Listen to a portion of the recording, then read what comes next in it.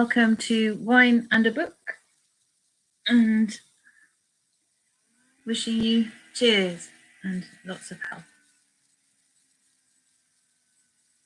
Which I think is what cheers means, isn't it?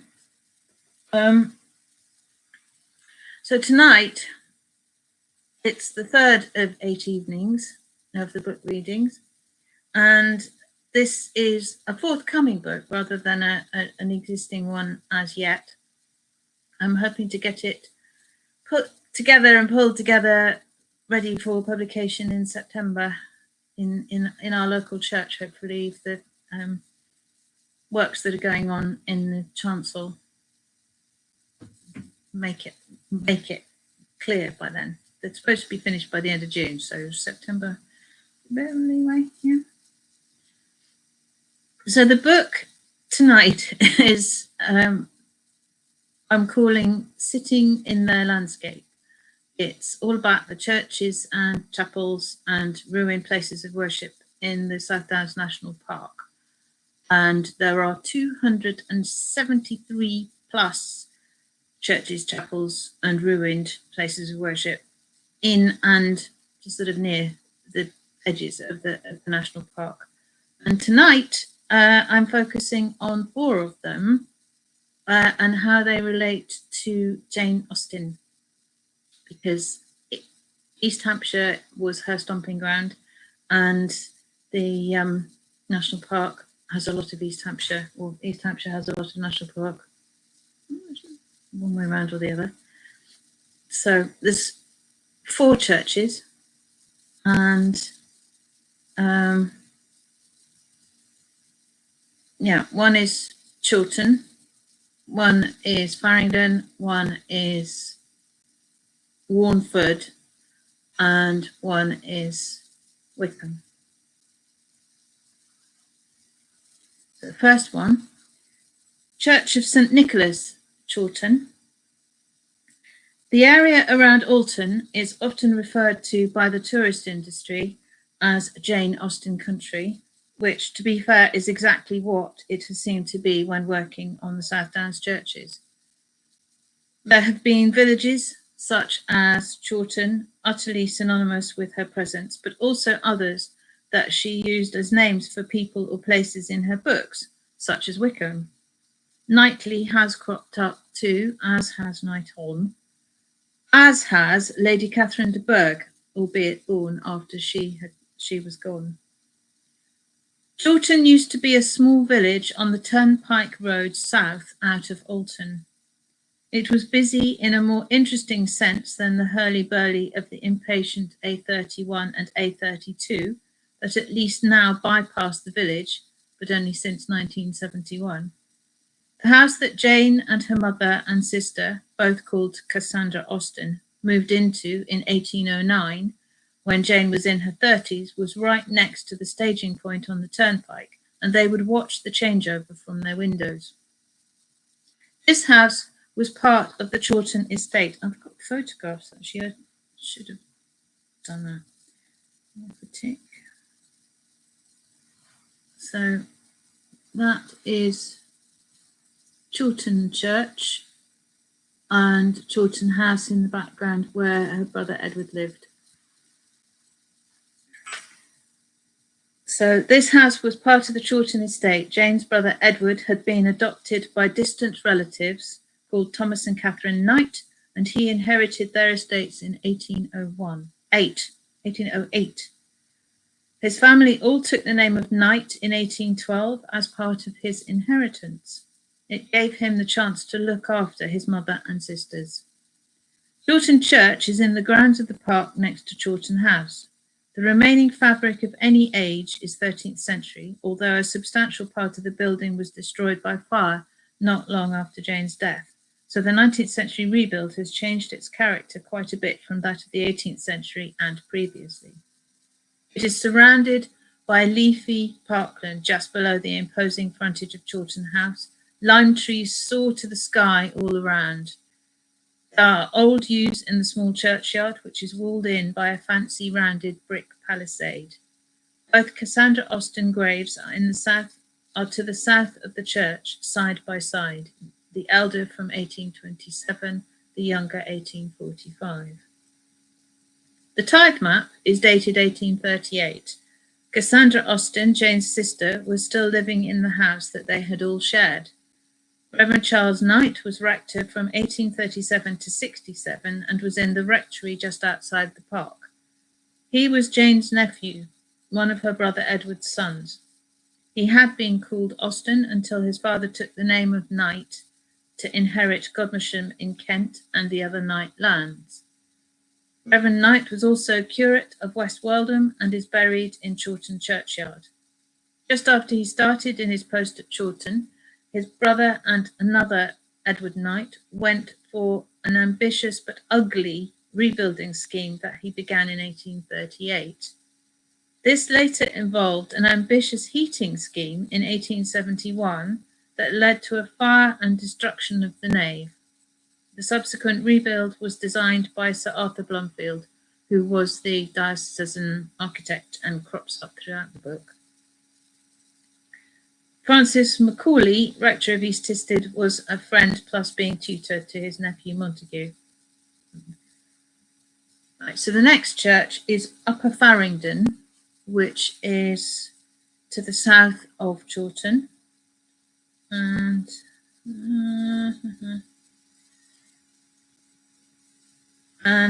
it is a very pretty little church. And it has some very ancient yew trees.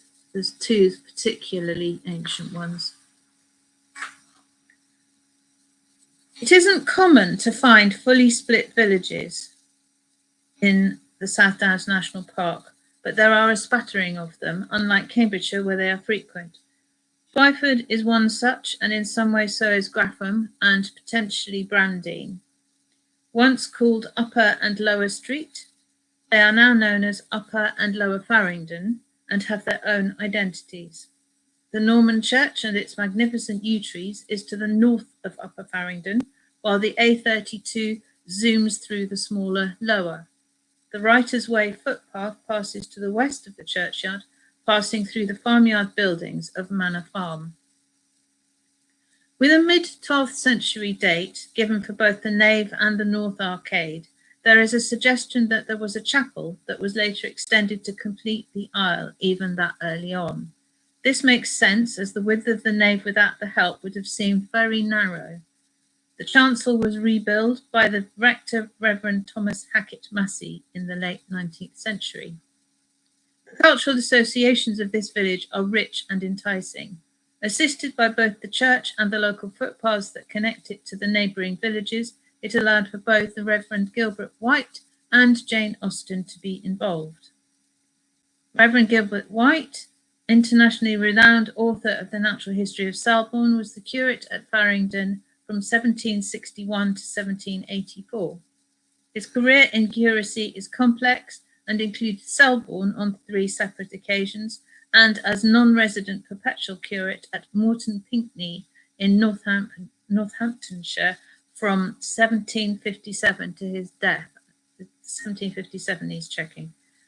He would have been living at his own house in Selborne and travelling to Farringdon or Newton Valence churches to carry out services and preach on the ancient paths now used by the Writers' Way. The tithe map dates to 1839. The churchyard was much larger, which is unusual, but explained by later maps showing a road was put in to the west of the church to pass through to the farmyard. Reverend John Benn was a rector, being in post from 1797 to 1857. His younger sister, Mary Harriet, was a good friend of Jane Austen's, who would walk south from Chawton to visit for tea, and Miss Benn was a regular visitor to the Austens at Chawton. Reverend Benn's successor was Reverend Thomas Hackett Massey, who was an oddity who preached to a dwindling congregation behind a screen and had built the extraordinary Massey's Folly down the road from the church. It really is a bizarre building. The construction took decades, as it was one lone bricklayer doing the work with the help of a carpenter, and the client was picky which meant certain things had to be taken down and begun again until he was happy. Of further note are those yew trees. The larger was reportedly already 30 feet in circumference in Reverend White's time. It is now more fragile as it ages, and work has been needed to prop up some of it. They frame the approach to the church from the southwest with neatly clipped hedges below them. Around the boundary are some fine ornamental cedar trees. Warnford Park, Church of Our Lady. Back to the pictures.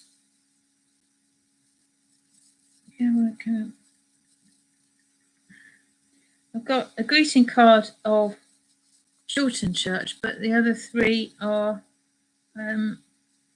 just photographs in the book. That's bleaching it out. It's a very dramatic tower. Extraordinary tower.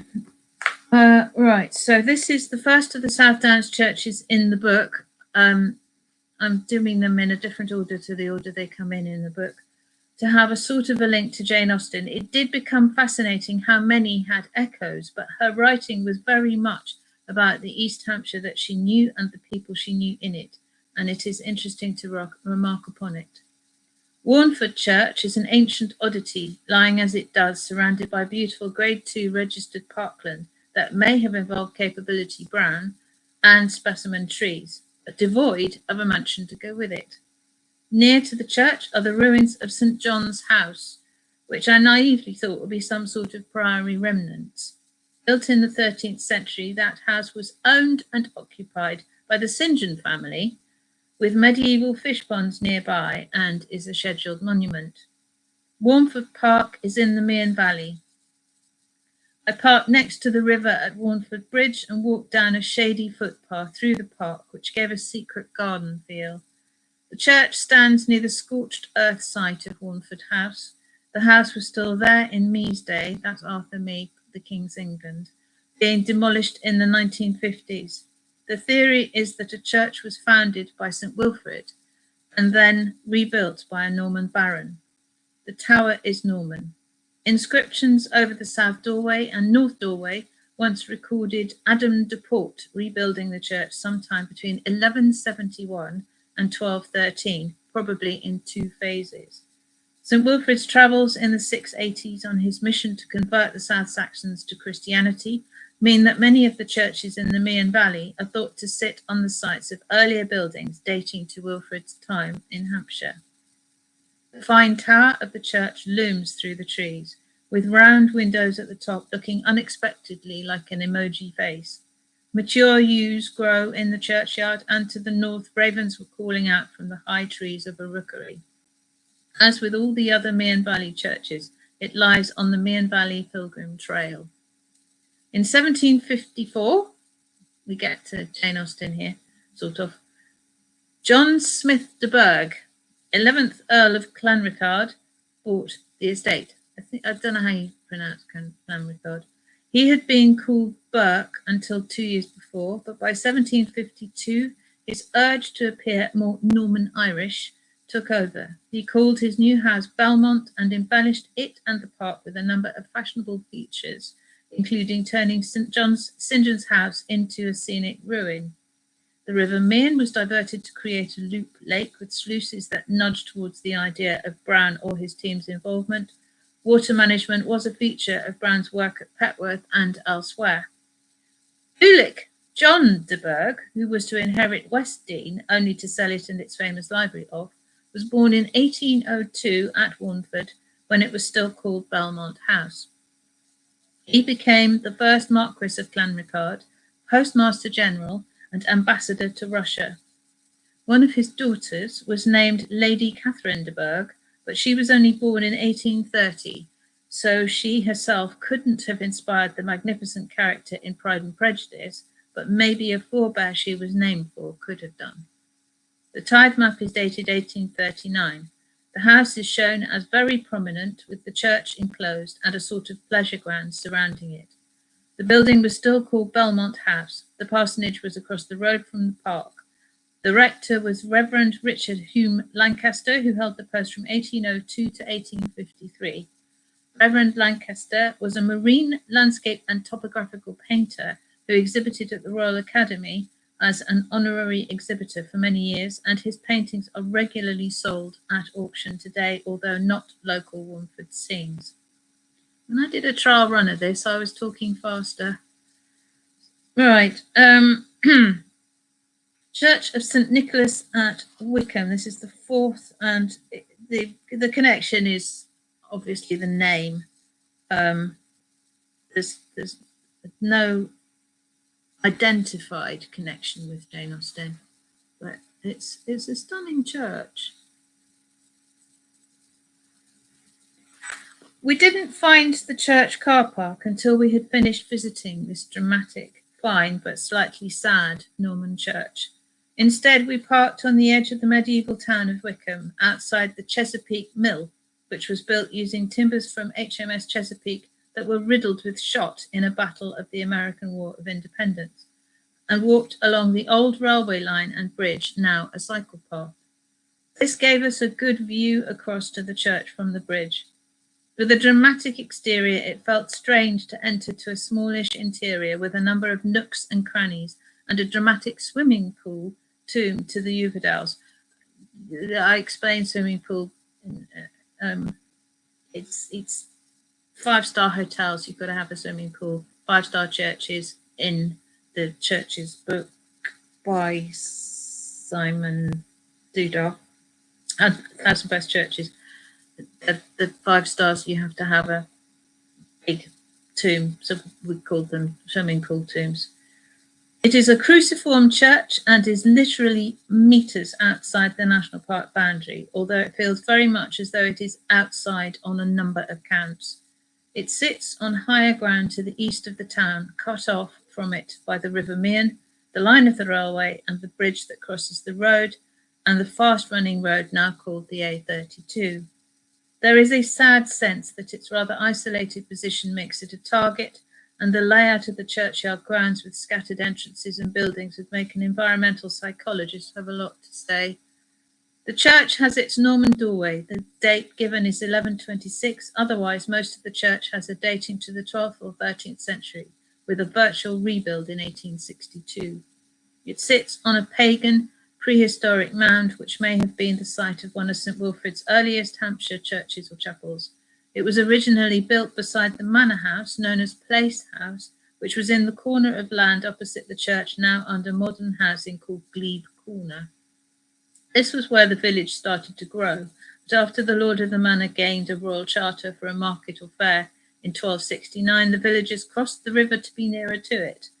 A bit gormlessly, I hadn't realised that Wickham was the birthplace of William de Wickham, 1324 to 1404, the Bishop of Winchester, Chancellor of England, founder of Winchester College and New College, Oxford. Although born poor, he was mentored by the Uvedale family from Place House. The Uvedale monument is described in me. It is alabaster and dates to 1615. In approximately 1824, Place House was demolished by the then Lord of the Manor, Reverend William Garnier, then rector of Droxford, who was rebuilding Rooksbury in its extensive parkland and set away from the church, isolating it even more. Rooksbury's to the northeast of Wickham. A church school was built on the site in 1896, closing at it as it also needed to move nearer to its pupils, with a new one built in the 1980s. The tithe map is dated 1840. Oddly, the majority of the town has been cut out, drawn that way so that it could be enlarged without enlarging the entire map, and put into the corner of the map. This idea is odd, partly because it ended up by clipping the church out of the box, leaving it rather orphaned next to the whole. It was parcel number 1 as well. Reverend Jonathan Stackhouse Rashley was the rector. His father had also been rector, but the family had estates in Cornwall. Reverend J.S. Rashley was rector for 56 years, and he was followed by his own son. The patron was also Rashley, following the purchase of the manor by a forebear in 1724. The family kept the advowson after they sold the manor in 1764. This meant that the link with Menabily in Cornwall remained for a long time into the next century. The Mearn Valley Railway opened in 1903, putting Wickham Station a bit to the north of the town, following some landowner spats. So that's the reading for tonight, and thank you for sticking with me. And some of that. This is the pre-final edit of the text, so it will be sort of put into a neater form, possibly a bit odd. I don't know. Yeah. Anyway, many thanks for joining me for this reading, and if you're interested in learning more, and possibly saying you want to buy a copy in the future, I don't know what the price is going to be yet, then my website is in the description and is www